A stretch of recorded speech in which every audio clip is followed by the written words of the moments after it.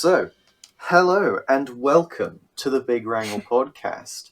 I am Ethan. I missed the last episode because I was gone and I'm very sorry and it was sorely missed. But enough about me. Who are you, lovely people?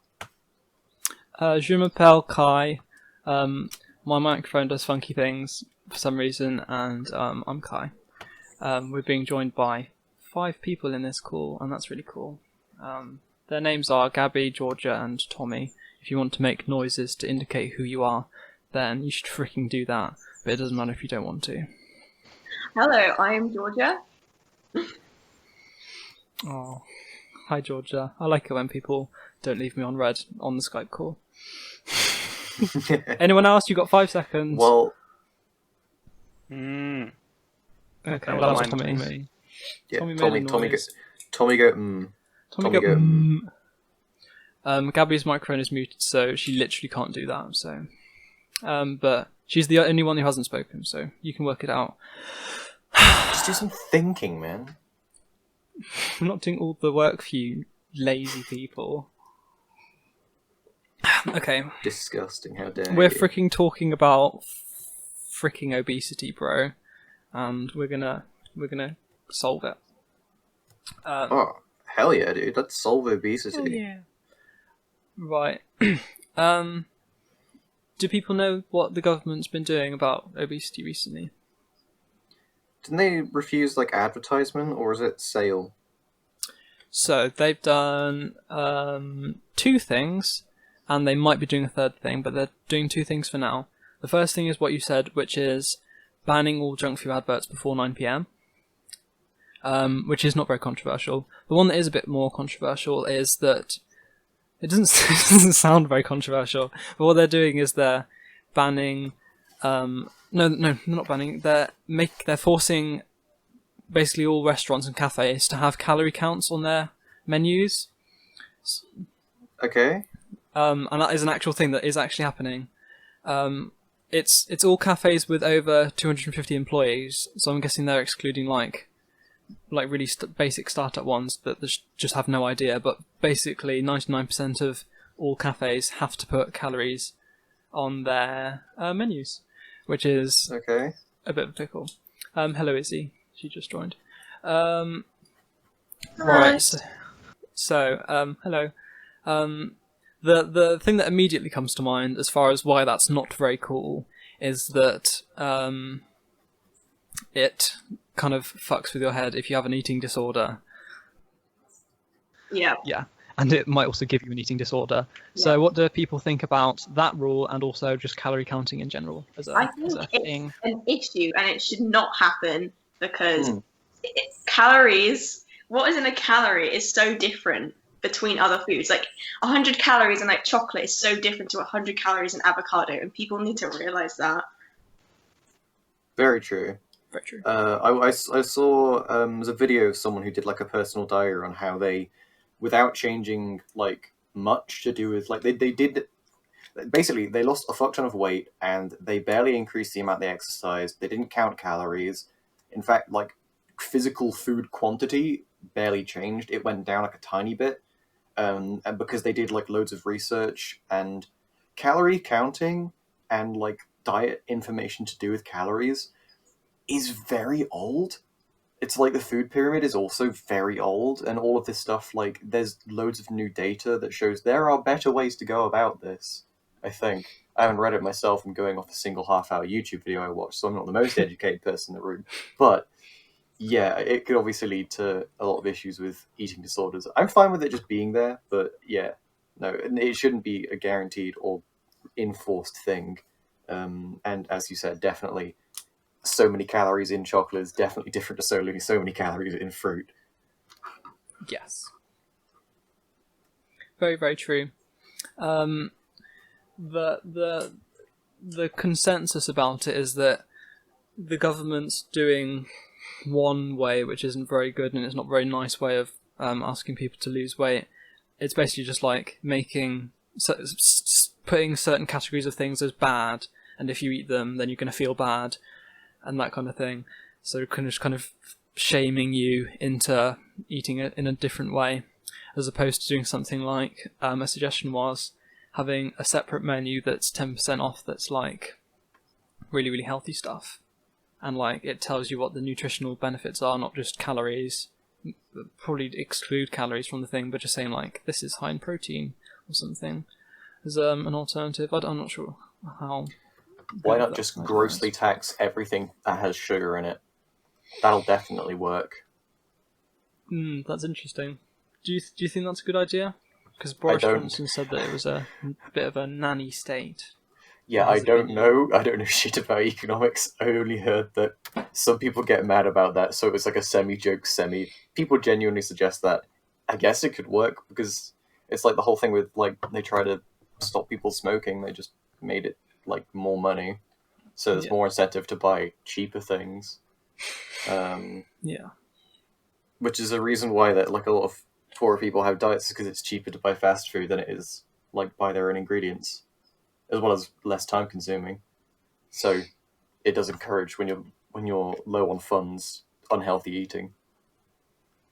Yeah, that's because that seems like a really, really good idea, and it would seem like it would make the economy like a lot better. Do you think that would fall into the category of making a food group seem bad, and that if you like did buy it and you paid a little bit extra, you'd feel even worse about eating it, and then less likely to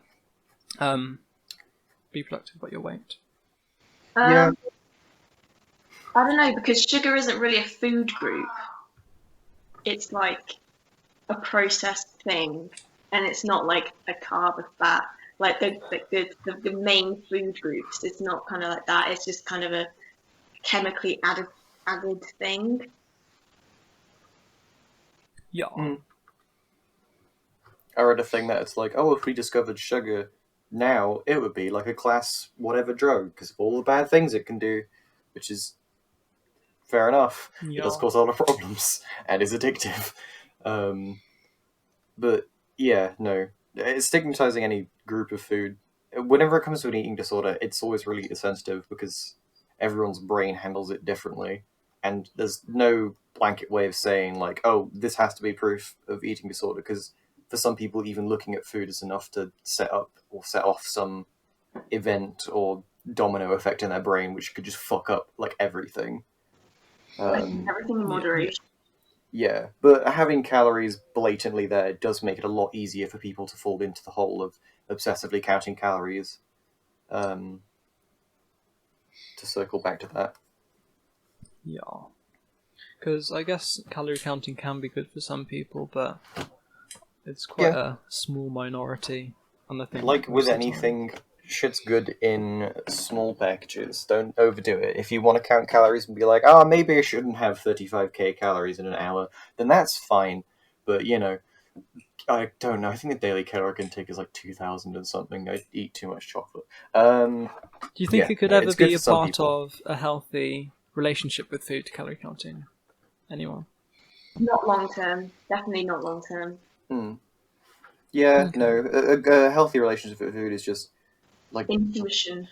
Yeah, just know what you're eating and eat what you're like kind of supposed to eat. Calorie counting is just a guideline, and it's not a good one. It's like a BMI chart. Lots of medical professionals use that as a general guideline, but rarely. It's not 100%. It's like it's like when you give food a once over, you can look at that.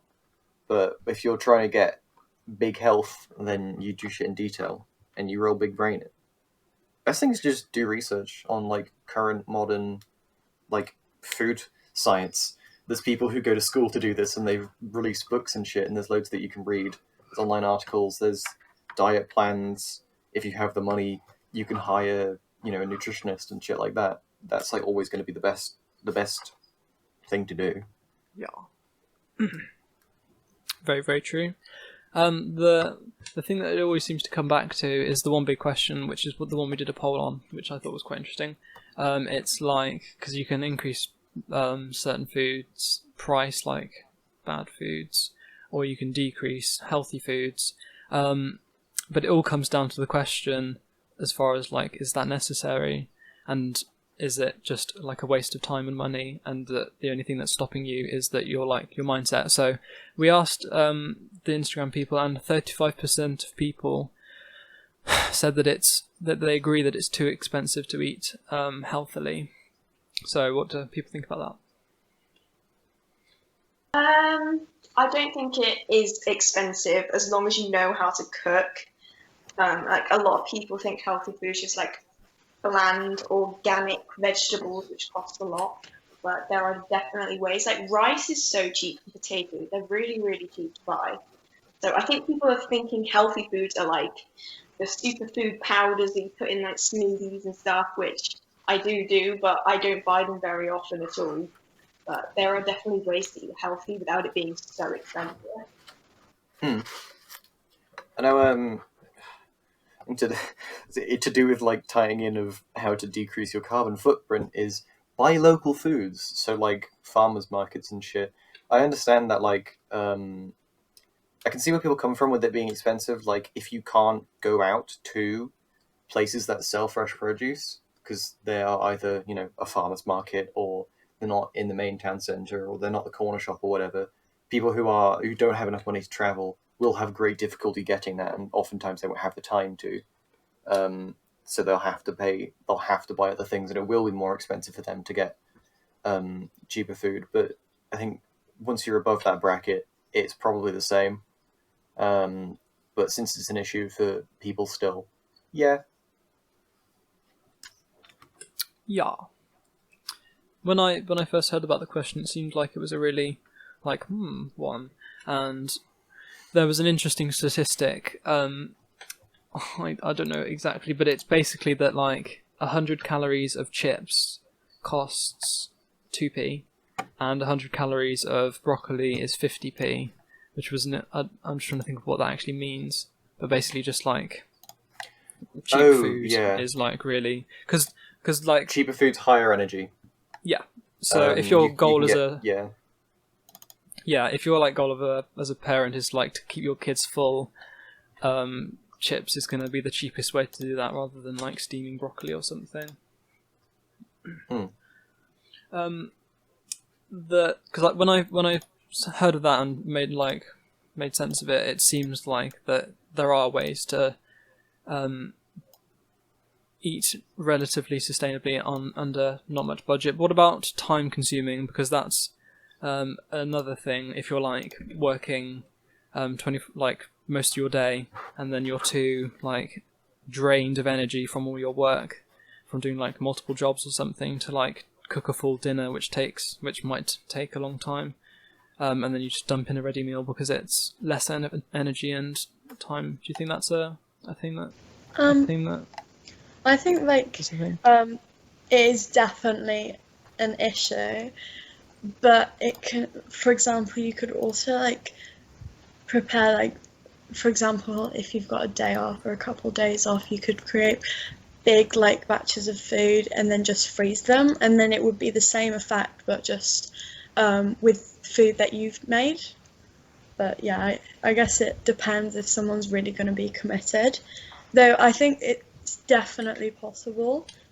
But yeah, I do understand that. I think a good thing is when you're actually... Can you hear me okay? I've got my headphones in now. Yes. When you are making dinner, I've posted about this before, but just make so much of that and then freeze it, so you don't even have to carve out an hour in your weekend to just make it. You can literally do it as you cook when you have the energy. Yeah, bulk making such an OP thing because it's just like making 5 meals but in one, and all it requires is that you just add 3 more onions or something to your thing. And it seems like because it's just such a good idea, but then nobody seems to do it, which is a shame. And I think it seems to always come back to education as far as what to make, but also how to get into a mindset of making healthy choices. And also, people always people say just don't have freezers. Really? Yeah. If you're talking about people who are on lower end in terms of poverty, they don't have a freezer. They don't have access to that. Some people don't even have ovens. They only have a microwave. So when it comes to, shit that uses the stove and stuff like that, they can't. They physically don't have the space to bulk make. So for people in those situations, they can't. But again, that's sort of that's people on the lower end in terms of like on the poverty end. So I don't know, but I know for some people that is just not possible for them to do. Sadly, Yeah. That's mad. Yeah. yeah. So I can't really comment for like unless you have I don't know what a valid reason would be because it's person specific as to why you don't like just do this or just do that because there's a lot of different complex reasons which is hard to be aware unless they're affecting you directly. Yeah. Yeah, that is definitely a problem. I think I don't know if this would also, as we were saying, ready frozen. Wait, is that a word? Yeah, hopefully.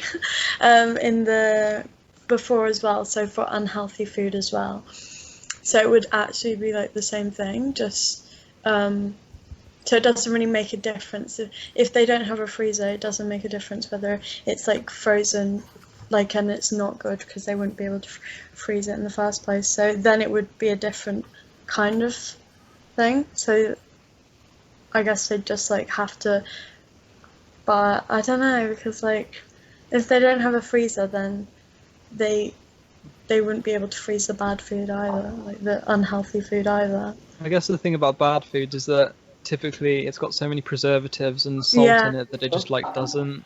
Oh yeah, that's true. Which is a pickle. Because that's the other thing. There's like, in order to get like fresh fruit and veg, you'd have to do like a shop often, and then someone says like, "Oh, just freeze your veg," but then you're still in the same pickle if you don't have a freezer. Maybe we subsidised freezers. Maybe that will end poverty. But yeah, it's definitely a pickle. I think some of it's, I mean, a lot of it's mindset, and people always point to education as a thing as far as like, oh, just educate people on what good recipes to do or how to make bulk things.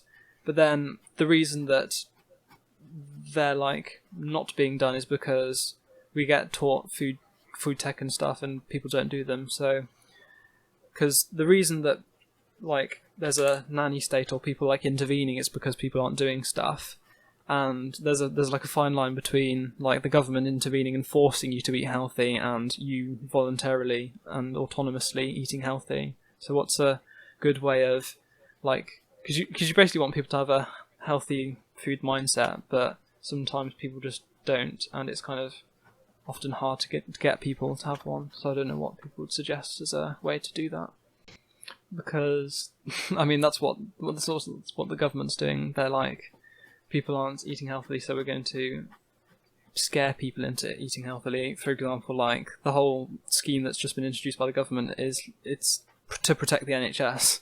So if you think about it, what they're saying is like, if you don't eat healthily, you're like killing the NHS. So it's just scaring people into eating healthily, and like it has to be a long-term thing, because it's not just do it for a week and then, because if you don't have the mindset, you're not going to do it sustainably, and the only way that you can do it sustainably and have a long-term impact is if you have a good mindset. But I don't know how you could possibly, because like you might be able to reach out to new kids and stuff, but for people who are past school, I have no idea how anyone would go about approaching getting people into a good mindset about food. It's it's difficult because it's a mix of personal education and like how people are brought up and what they're used to and what's convenient for them, and there's so many different factors. Like, there's only so much that a government can do without directly saying, all right, you guys can't eat Mackies anymore because we've banned the McDonald's. You cannot even go there anymore. Like, there's like, they can put out like a PSA. They can say, oh, this is government advised. This is government advised. But like, how many people went out for like their government advised socially distanced walk every single day for every day in lockdown? No one did that unless they were already doing that. You cannot try and tell me you didn't, because I've tricked my parents into believing I have, and I definitely haven't, and they don't believe me either for not even a second, because they know I'm a lazy piece of garbage.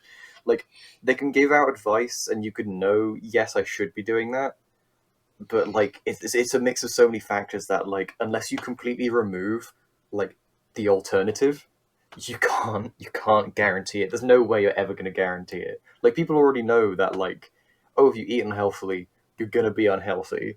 Like, everyone knows that, pretty much. And, like, that then in turn is going to put a strain on the NHS. So there's nothing that you can do to be like, this is a new thing. It's not. It's just what they're doing is new. So, I don't know. There's no way to answer it in my brain. Yeah.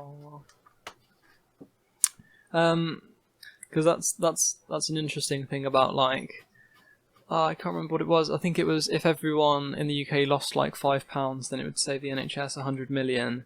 And I mean, it's like if you gave people like 50 quid to buy a bike or something, then that might save the NHS money. But then, because like people aren't obese, is that a... I don't know if people have any strong opinions about that, because it's not a very controversial thing. As far as like temporarily subsidising something and to like make people... I don't think that would do very much. I mean, with the whole, like, if everyone did X, then we'd save Y, you can apply that to anything, really. Like, oh, if everyone did, like, if everyone got this amount of exercise, then heart disease would lower in adults over 50. So then the NHS would save this much money. And it's like, yeah, no, it would, like, but is anyone going to do that? Like, if you choose to make that choice earlier, then yes, good. But, you know, it's your choice to make that choice. It's... But I think what like Kai means is like getting the government to do it. So like, because there's a specific way that obviously tax money is spent, and by investing it into different things, then you can save a lot of money. Like, I think I was talking about this like the previous episode, and it was pretty much that the government, like, there was this campaign called Milk Your Moment campaign, and it was pretty much supporting the dairy industry, and it was like £1 million, but half of that came from the government, which means our tax money was paying for that. So if we instead changed, like, obviously by signing petitions, obviously we have to actively try and get the government to use our money in a different way, because and in fact I think that it's kind of related a lot to, like, for example, I'll just give an example of the Extinction Rebellion group. Like, what they're trying to do is ask the government to do, like, to change how our money is spent, and that's the main focus of it. And I know, like, a lot of it seems like, I know a lot of people talk about Extinction Rebellion, and it seems like ironic because, like, they're not doing like everything they can to be more sustainable and environmentally friendly, but the main thing they want to do is ask the government to do that. So I think it's more about calling on the government to do that. That's fair. Yeah, no. I just can't think of, like, how would the government do anything that could make more of an impact than it theoretically can to do with healthy eating without just going a bit fashy. Well, for example, again with the Milk Your Moments campaign, because I know more about this. Yeah. It's a campaign that promoting the dairy industry and promoting people's consumption of dairy products. And obviously, as I said before, like, half of the campaign was paid by our tax money. Instead, if it was subsidized into, for example, something different, like, even like something, for example, okay, I'm gonna promoting veganism or something. I know we had the whole podcast on this last time, but I'll just bring this up again. Wow, what a cool example. Whoa, Hello. face. Like, it could honestly like save like the NHS so much money. Like I think it was something like 1 oh, I can't remember. I'm going to try and find the precise number of how much money the NHS can save just, for example, by reducing even reducing your intake of like animal products, even just by like only in like consuming it 3 times a week, for example. Yeah.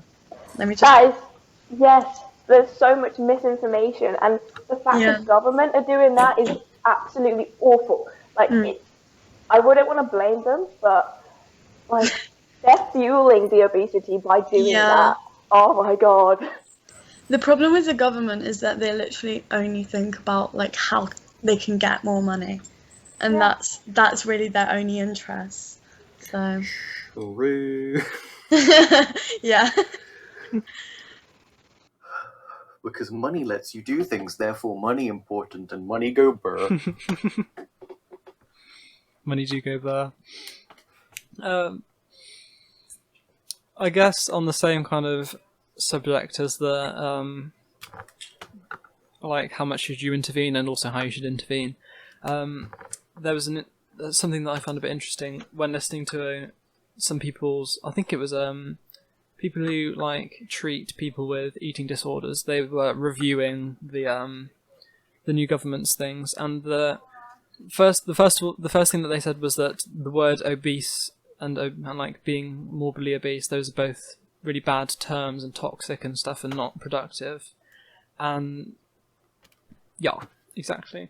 And the other thing was that instead of I don't know what it would be replacing, but whenever they referenced anyone who was obese, they'd use something like people who have a large body. No, it was something like that, or like it was just really distancing the people from the actual thing, so it was more of an external cause kind of thing. I guess another thing was that like proposing it as it rightly is that like a lot of these unhealthy things are really addictive, so it's just even more external. Is there, and like I guess if, and the opposite of that is that like saying that you're going to kill the NHS if you don't eat healthily is like the complete opposite of that, and it's going to make people unhappy. Is there any use for like telling people how it is kind of thing, as far as like incentivizing them and making them change their habits and stuff? Do people think? I think like shouting at someone and telling them that what they're doing is stupid, like it just makes them want to shut down, and that's not going to be productive at all. Yeah. Then I guess the other side of that is that like, and I don't know anything about people who treat people with eating disorders, but just like the natural logical thing that you could foresee happening if you make it a really external thing is that like people just see it as not their fault and they just keep doing what they're doing, and then there are actual health negatives. For example,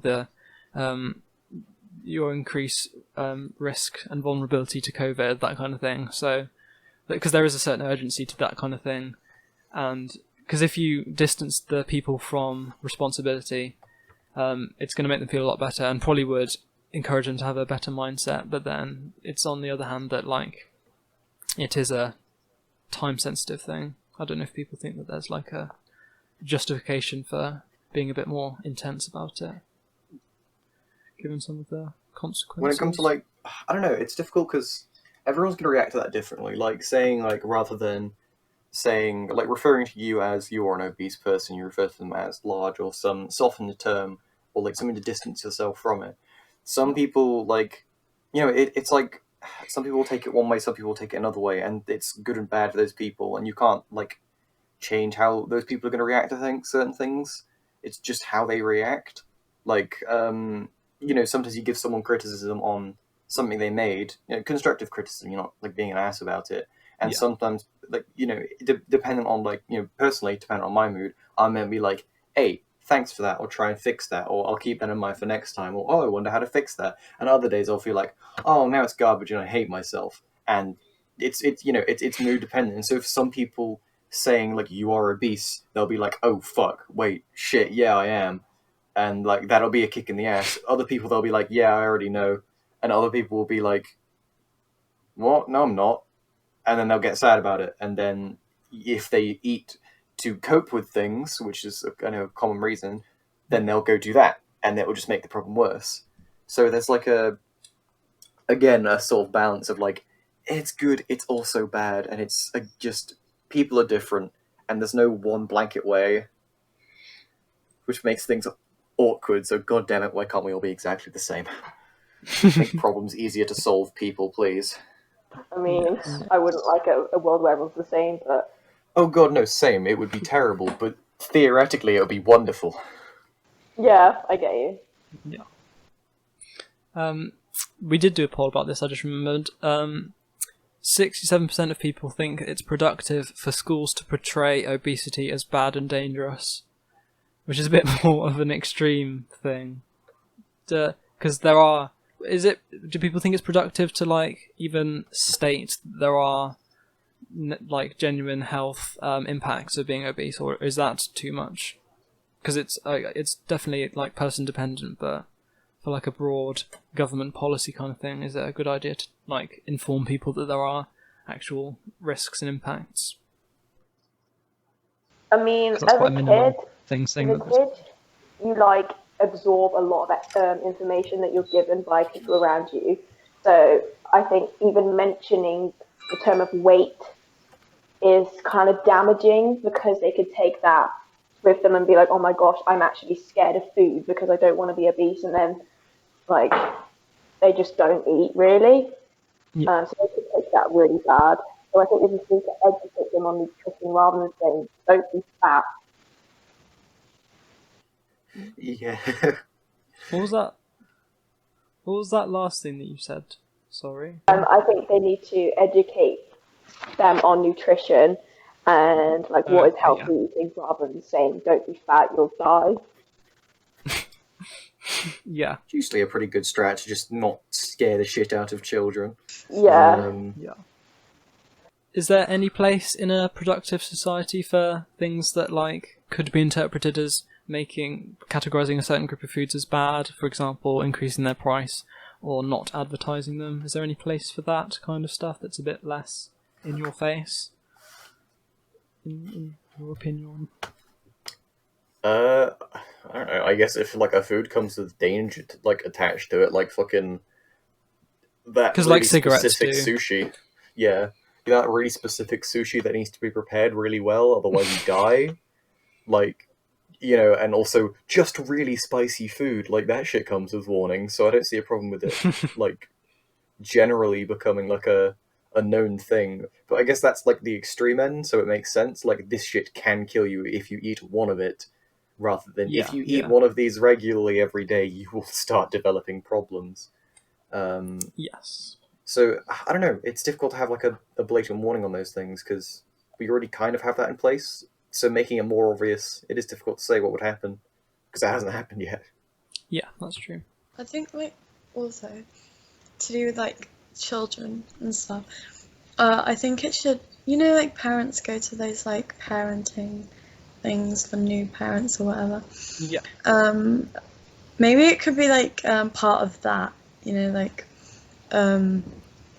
they get taught there about health and like what they should be feeding their kid and what they shouldn't be, like that kind of thing. I don't know. That would be good, because sometimes it is literally just like people not knowing, and being like, hey, if your kid's crying, don't just give them food, because then they will be overeating, and that is a bad thing. Yeah.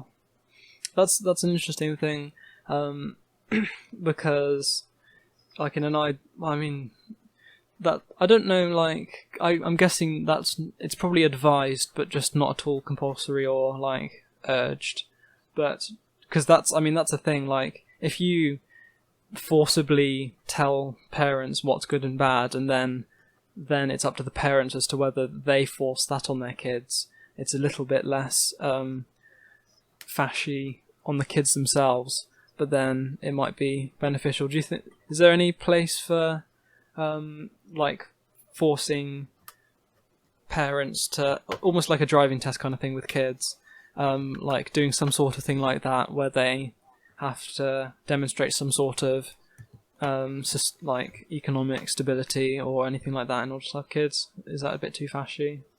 I'm guessing it probably is. I mean, I'm guessing it's like that is. for like adoption and things. I don't Yeah. know. I don't think it's like that for just like, I don't know. Yeah, I don't think I think I don't think it would be terrible. I it's don't know. it's definitely like then would be hard for the people that don't have that money and if they really want to have kids, so it would definitely be limiting in that sense and almost like denying human rights. Yeah. I don't know, would it be? But Damn, no, I now feel bad for agreeing. I feel like passing a basic like childcare test. If it's like, hey, in this situation, what would you do? And it's like a driving test, but like a written sort of thing, and it'd be like, yeah, you have license to fuck now. You know, like if I didn't think it'd be called that. That's a good name. if it's literally just like a are you fit for childcare test, and it isn't just are you mentally insane. It's like, do you know how to take care of a kid? That's good, because then you're going to go in there and, you know, even if it's not like an official license thing, and it's just like, you know, a government-run support group, and it's given to anyone who may or may not want kids. You know, it's not mandatory. You go into it if you want to go into it, and it's like, you know, here's how you change a nappy. Here's common signs of illnesses in young children. What do you do if your kid's just comatose all of a sudden? You know, how to feed them, how to stop it screaming, how to not want to throw the screaming gremlin. You know, if it's like basic shit and you're teaching it, then you can't really go wrong by saying like, hey, I'm gonna go do a parenting course, and it's like a government run thing, and it's like, yeah, I can do that. When it comes to like, you can't have kids until you do this, we already do have that in terms of adoption, but then it will quickly become wrapped into the government's mandating whether or not I can have sex, and then that becomes, you know, that comes into more morally questionable things. So it really is sort of, I don't know. I feel like it would be a good thing, because the more qualified you are to have a kid, the less children that are going to be endangered and growing up in shit, you know, everything. But having that is one step in a bad direction, you know? It's hard. It's a very hard balance to have. The more control you give it, the safer it could potentially be, but then the less freedom leads to a whole lot of just bashy things. So we are basically questioning how much we trust the government. Which is always a fun thing to question. It's... Yeah, pretty much. I don't trust the government. Unless anyone... Oh, that's not good.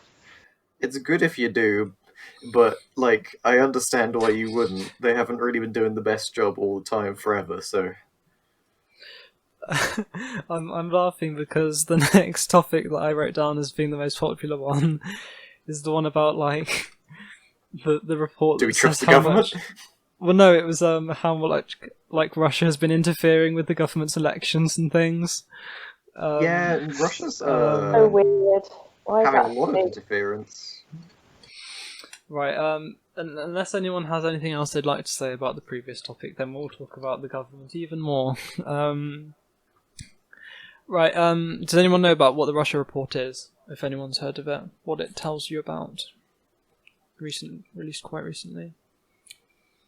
Pog, tell us. Okay. So I've categorized it into what the report says has happened and what it is trying to propose, and then we've got a load of interesting conundrums about it. So it's basically said that the government in like the referendum and also the 2016 election and probably some other elections, but it wasn't specific about those. It was just specific about the 2016 election with Theresa May and also the referendum. So it said that the government did not see or look for any evidence to see if Russia had tampered with the elections. So not just that they didn't find any evidence, they specifically didn't look for any. They made a conscious decision not to look for any evidence when they could have. What they propose is that social media companies need to tackle disinformation more, because that's a big way that Russia can sway things, and also that they should publish a full assessment on the effect of Russian interference in both of those things. The big question is, in my opinion, and I'll tell you what the polls said, does it give justification and does it invalidate both of those things if it turns out that there was a little bit of interference, or even if there was a lot of interference? Instagram said that 7 people said that it does invalidate the results, and 3 people said that it doesn't invalidate the results. What do people think about that? Oh boy. Well, I mean, if it turns out an election's rigged, you redo it. That's if I was voting, hey, who gets to clean the dishes, and we put names into a hat, and I pull out my name, and then I pull out another my name, and I pull out another my name, I'm like, you fuckers, we're doing this again. And when it comes to a global scale, Sound like you speak from. Sadly or luckily no, but when it comes to a global scale and people who are in charge of where billions of pounds go, that's very important, and you can't just say, oh well, it's happened now, it's in the past. If it's come out that this has happened, we need to rectify it. We need to do a redo. I know people are already like, oh, there was too many referendums, and yes, there was quite a bit, and it was very funny. But also, this is important. For as ridiculous as it seems, it's bad. There was proven, because Trump, there was proven that there was shit to do with his election as well when he was being elected in. There was a lot of voter fraud to do with Russia, and also several voting machines just not caching votes correctly, and how easy they are to hack, and all that stuff. It's important. Whenever something like that happens, you need to fix it. You can't just say, no, it's already done. Because then it's just, then anyone can just go, oh, well, crime's in the past. I robbed Tesco's last week. That's last week. They're fine now. It's a crime. You committed a bad thing. Anyways, that's my rant done. It depends on... I think first we need to discuss what we actually mean by Russian interference. Do we mean actually rigging elections, or, for example, sort of hacking into emails and revealing something else? Because there was something else with the 2016 US election, which I'm also glad I have to go soon, otherwise I might go off about that. But there was something else that was revealed about the 2016 election, and that's also why Russian interference was talked about.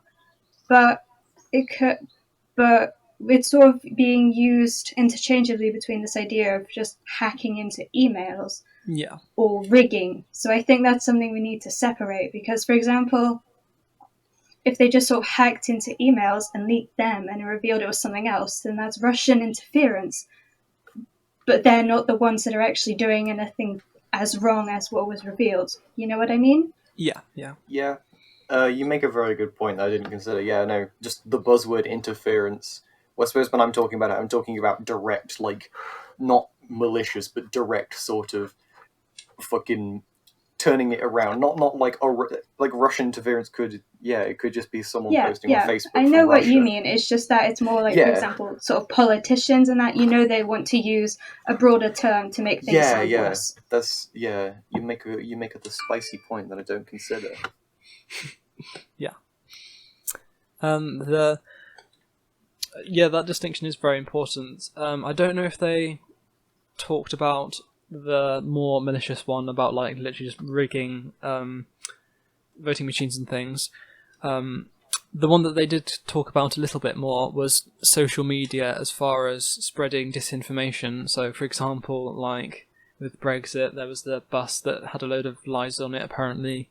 So, for example, an example of that they kind of cited, I don't know if it was them who cited it, it was saying Twitter restricted Donald Trump Jr. from posting about masks being useless because there are some studies that showed that masks are useless, and there's some that show it as really good.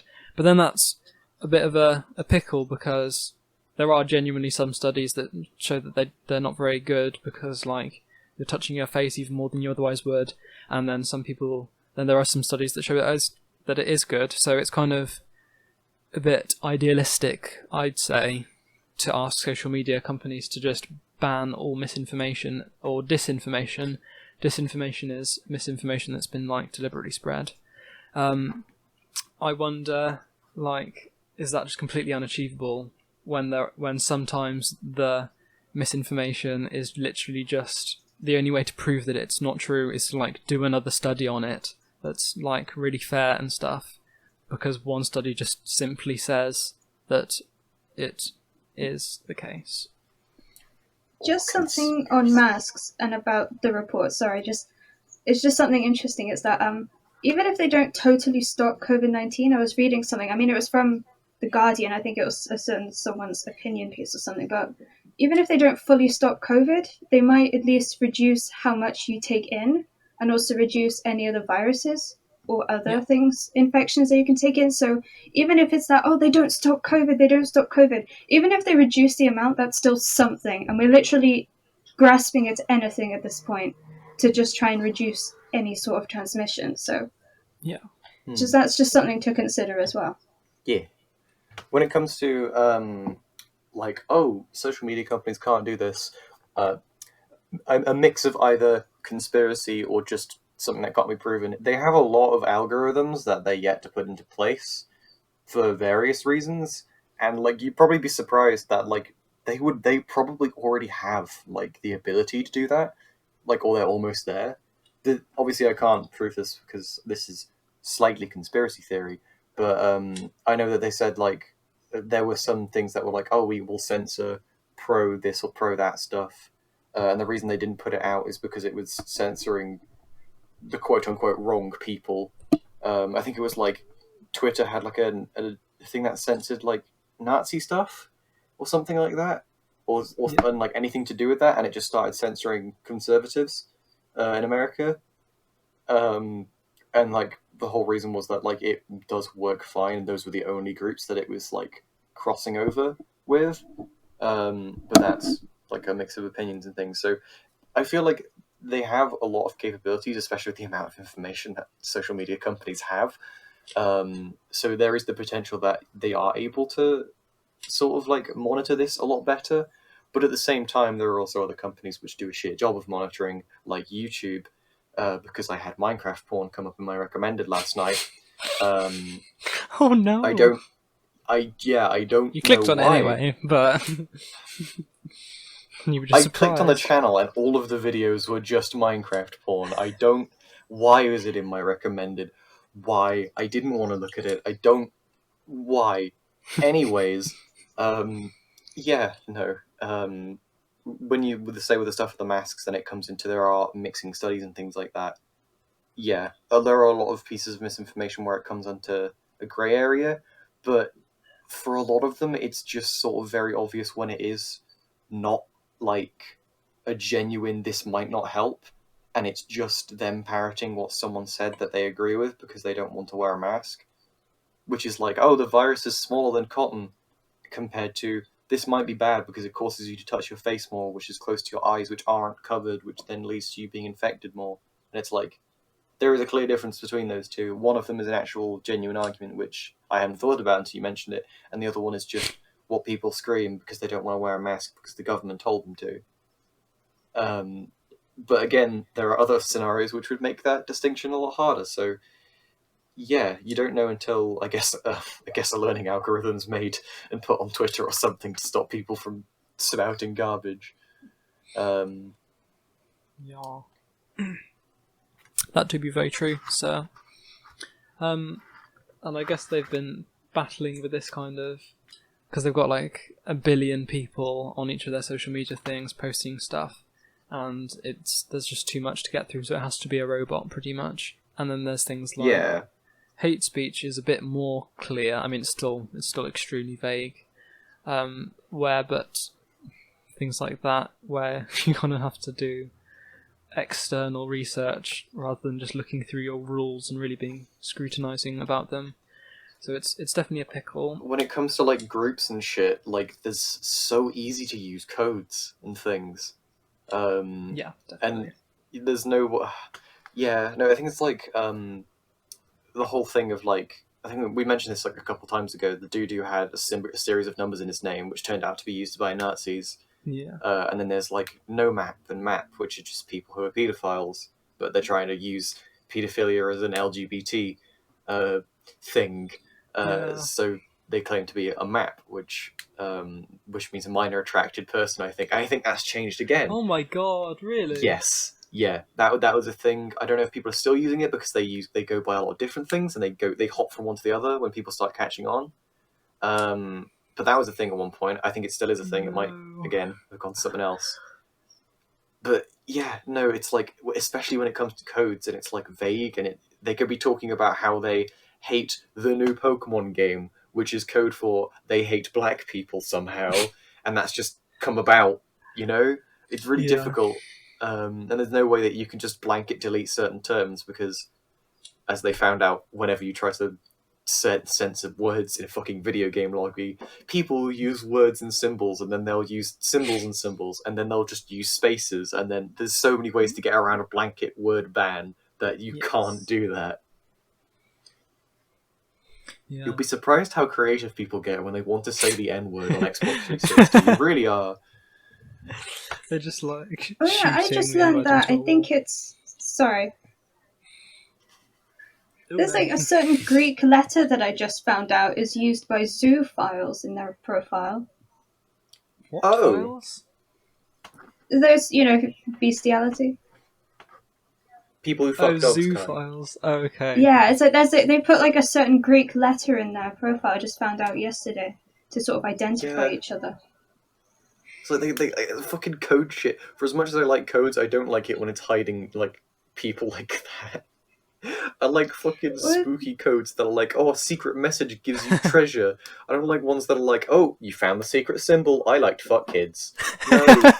Yeah, I mean, have you heard of the whole Pizzagate thing?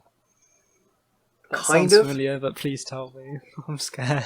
I just sort of heard about it on Twitter and started reading the odd thread, and like I think it's still sort of an interesting conspiracy. I don't know exactly how much is true in that, but I learned so much about codes used by pedophiles that I was just like, I just came here for a conspiracy, and now I don't know if people are talking about food or children, and I was very concerned. Oh. What was it like? It's very confusing when they say put it in the oven for 40 minutes. You don't know if it's a cake or a child. Yeah. I'm very sorry. I was like, I mean, they're sort of creative, but that's also disgusting. So. Oh yeah. Fun times. That was just a fun thing to read.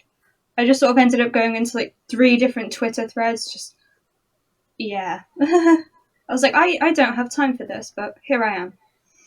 It do be like that. That's very funky. Was it that pizza was being used as some sort of euphemism or symbol for pedophiles? As in why it was called Pizza? I don't think it was exactly pizza, but it's like ice cream means like little boys and something like that. Just certain words. So if someone says, I want to stick my dick in pizza. Yeah, I think Pizzagate was actually sort of the name of the restaurant that a lot was going on. But yeah, it was sort of certain words like ice cream and I think pasta or spaghetti, something like that would refer to certain types of children. So yeah. Okay. A lovely time that we love to see and love to know that exists. I regret living. No. I don't know what I was watching it on, but all of that stuff reminds me of this thing. I think it might have been Channel 4. It was in Japan or China, and it was a thing that like, if you, I guess they probably marketed it at people who like really want a family, and basically it was that you could like pay to rent almost like a child, and I think you can't like take them home or anything, because that'd be like really bad. But you can like play like games with them or like watch them sing or something. And this is an actual thing that happens. And the reporter was kind of inferring that there might be a dangerous possibility of it being abused for sexual desires. Is that a thing that should happen, like, at all, when there's just... Because, like, there might be a minority of people who genuinely, like, might have lost their child or something and want to have that gap slightly filled. And a couple of people said that it, like, brought out their confidence in to talk to other, like, real people, and they were just, like, shy and stuff. But when there's a possibility, what do people think about that? I think there are already alternatives that aren't hire a kid. Like, you can go and do volunteer work in, like, youth shelters and things like that, and spend time with young people, and not, like, pay for them to act like your child. You can do that, and, like, even better, that's free, and also looks good on your CV as well. So, like, I don't think, hire little Timmy, the company, for grief trauma. You can't really, like... You can't like train a kid to be like like there's trauma dogs and shit and they're trained. You can't really train a kid to be like that. I mean, I think it's probably illegal to make a kid like to train a kid like a dog, but you know what I mean. It's hopefully, but yeah, no, I feel like there's already better things in place, and that's like an unnecessary and very dangerous thing. That's yeah. Okay, that's a very good... close to a child escort service. Yeah, that is a pickle. This went on a very funky tangent, and I am not complaining about it. There was another like broad question. I'm not really sure if it's that debatable, but like, is there any level of interference with an election that's okay? As in, like, you post one Russian meme about Brexit being bad, and one person sees it and it changes their vote, or if the discovered interference would have actually made a difference in the poll, or as in like to change the result, or if it's simply just like would have gotten changed like 10,000 people or something. Is there any level, like as far as like if we were to redo it, is there a certain level we just accept is just going to be down to interference? I'm so sorry. So I'm so sorry, but I just have to go. So I just, yeah. Oh, okay. And I'll have you know, memes can be the best way to push forward in politics, okay? Very true. Thank you for Memes coming. for politics. Yes, thank you for Bye-bye. coming. Goodbye. Bye-bye. Goodbye. Bye. Cool beans. Yeah, so, I mean, I was just like, I don't know if this is what you mean, but like, I feel like, I'm not sure if this is what you meant by this, but like, I feel like there are many people that do educate on this, and I don't know if that would be interference, because many of like a lot of the stuff that you do hear from the government or from like the parties can be like like propaganda, or even like when one party has more money, for example, they're going to get more. I don't know if this is how it works in England, to be fair, but in Italy, pretty much whoever has more money can buy like all the like the TV channels, the radio, and therefore like whatever you hear is like just like they're the best, you should vote for them. So I don't know how it really works in England, but I think that social media and finding things out by people talking about it and having open discussions and and just hearing various perspectives helps.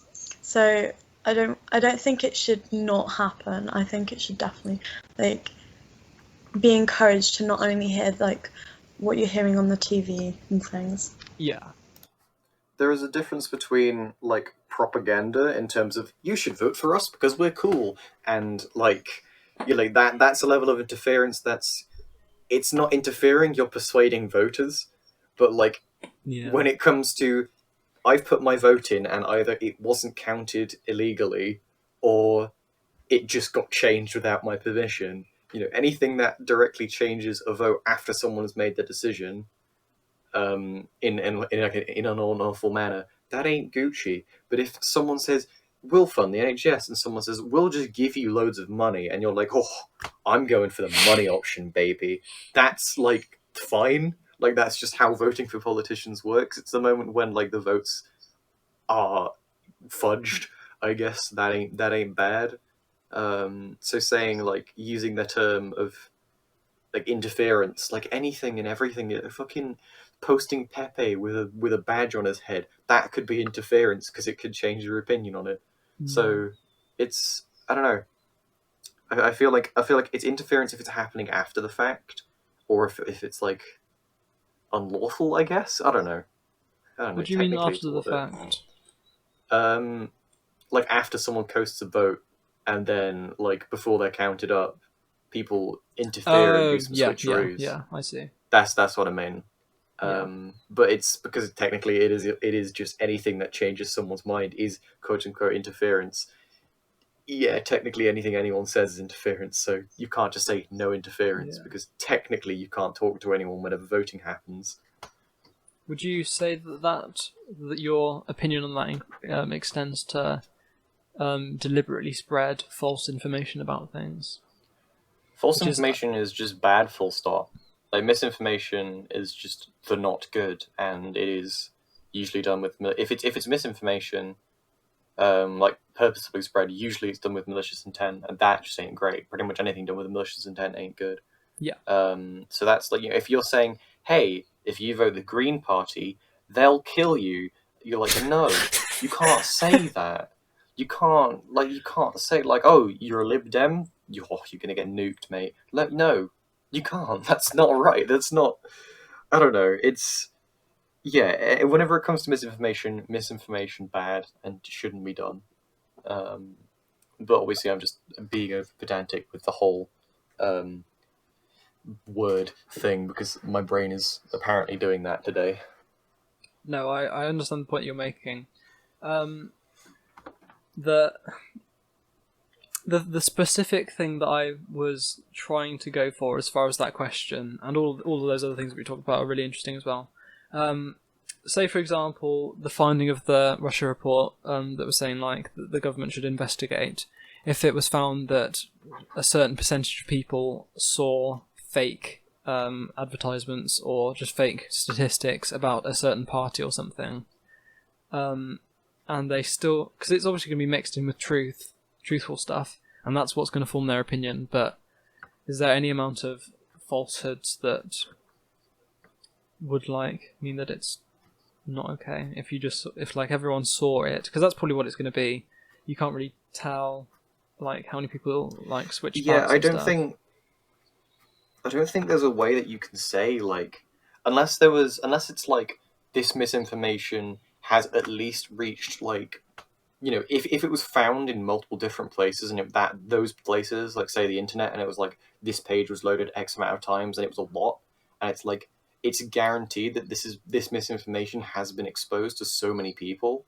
Yeah. Like then I don't know what that threshold would be, but I feel like that would make sense if it's like a proven sort of there was misinformation and it did change people's minds, therefore skewing like this unlawfully. And that's it should probably be redone. But it's difficult in trying to like in practice. There's very little ways to actually prove that because you can put out a survey and be like, hey, did you think this when you were voting? Did that change your mind? Did you know that's actually not true? Like it's sort of it's difficult to implement, but it should be, if it's a proven 100% like this thing happened, it was bad, then it should be redone, I think. Okay, that do make sense, sir. I definitely know what you mean. Okay, cool beans. That's really interesting. There's two things. I guess I guess it's a combination of the two topics that we talked about before, and then we've got one other mini thing. this is just quite a small thing. I genuinely don't know if this is going to be a thing that's debatable or not. It's a fact that there's an Act of Parliament called the Public Health Control of Disease Act 1984 that means that any mandatory medical treatment, and that includes vaccinations, it's completely not okay. It's explicitly prohibited. So if there was someone going around who knew that they had COVID and they were coughing all over everyone, the government couldn't give them a COVID vaccine. So we did a little poll and we said forced medical treatment is illegal. Should it be? 5 people said yes and 4 people said no. The example that I gave is extremely rare and not probably ever going to happen, but it's medical treatment is massively broad and it covers vaccines and also literally everything else. So what do people think?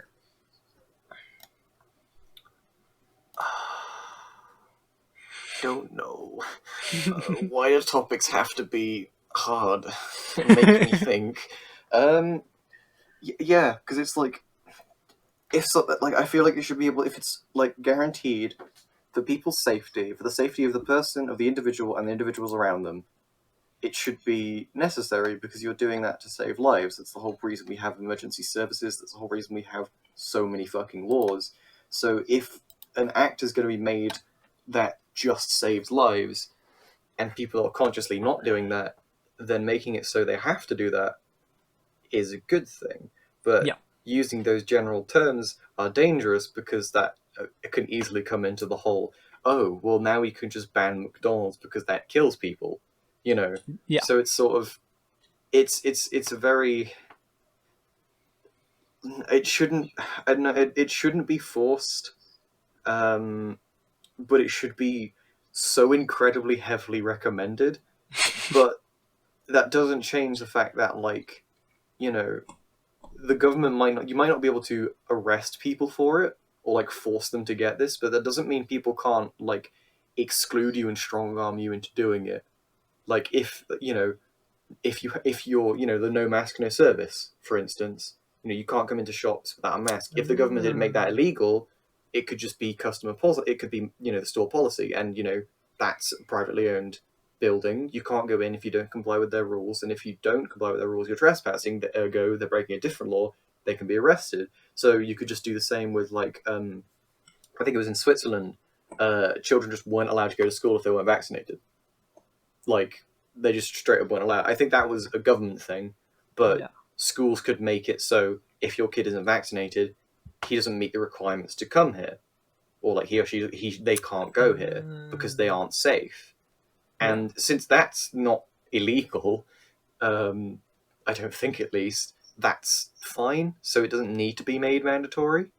Because making it mandatory is very dangerous. It's your government required medicine, and then they're just poisoning you and you die at the age 30, and then we live in a dystopia. But yeah, no, I feel like there are other alternatives that people would slip into that could possibly be advised. That would be better than just government mandating you must have the medicine. Yeah, that do make sense. And I hope that, that's another thing, because there's when the COVID vaccine does come out, there's obviously going to be extremely high demand because every country's going to want it, and it's going to make sense to prioritize certain people with the actual giving out of the vaccine. So, and I guess certain people, because old people, it would make sense because they're more likely to die, but then equally someone who's running around and spreading it, it would also make sense to give it to them, as opposed to someone who's just socially distant and being nice about it.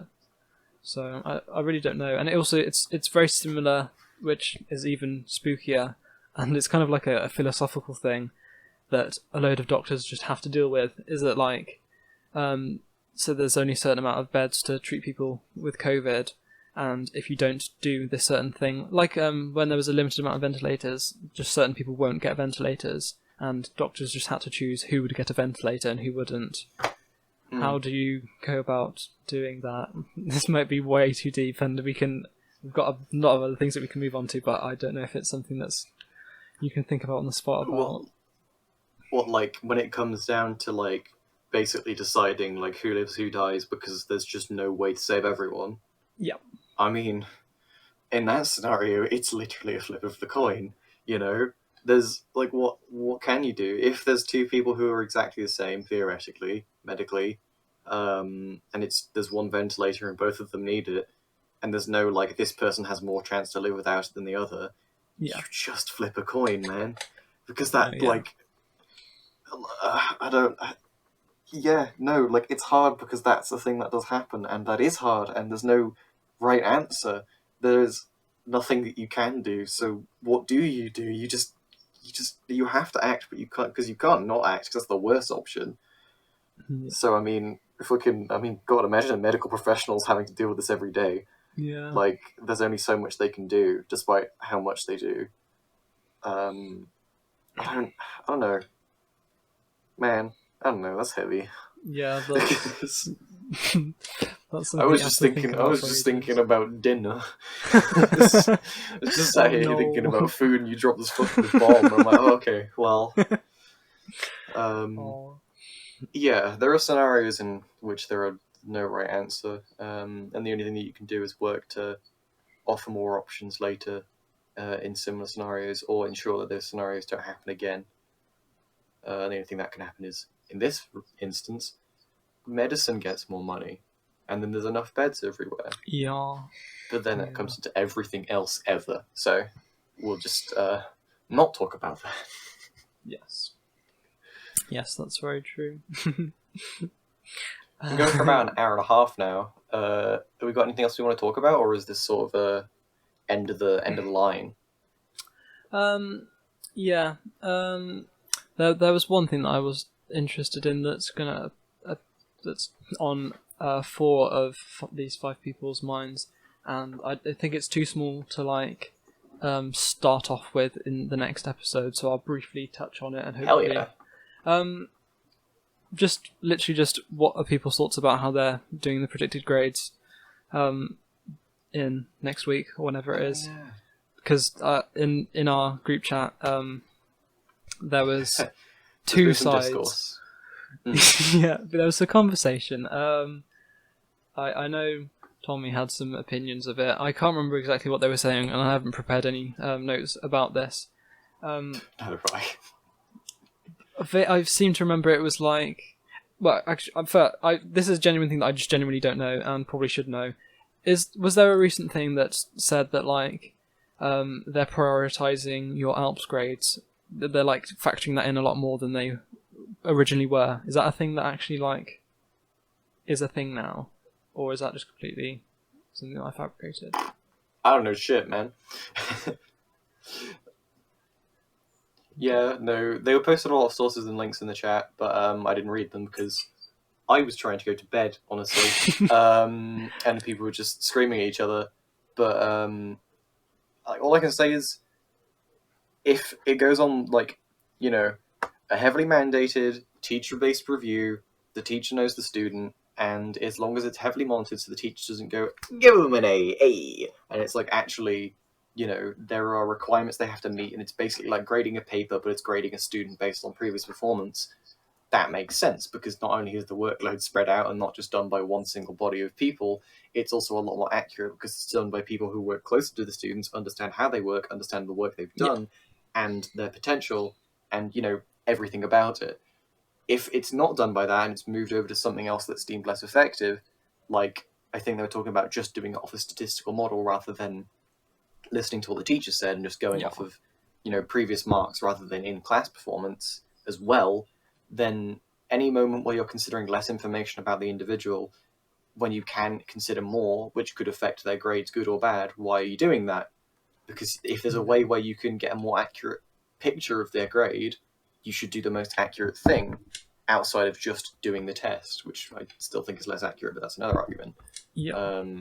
Since I don't know what they're doing, because I was too small-brained to actually read, I don't really have an opinion on it. What they were saying sounded bad, but again, that's filtered by people with an opinion, so it could be using cherry-picked statistics to make it sound worse than it actually is. Yeah. The only thing that we'll know is we'll know when it happens, and if enough people feel cheated by their grade because they were predicted something and didn't get it, even though they were on track to getting it, then it's a problem. Otherwise, we can't know until we find out, in my eyes. Yeah, I definitely agree with that last bit. Tommy, I remember agreeing with you in the debate that we were having. Do you remember what we were actually discussing? What the discussion point was, Tommy, if you're alive?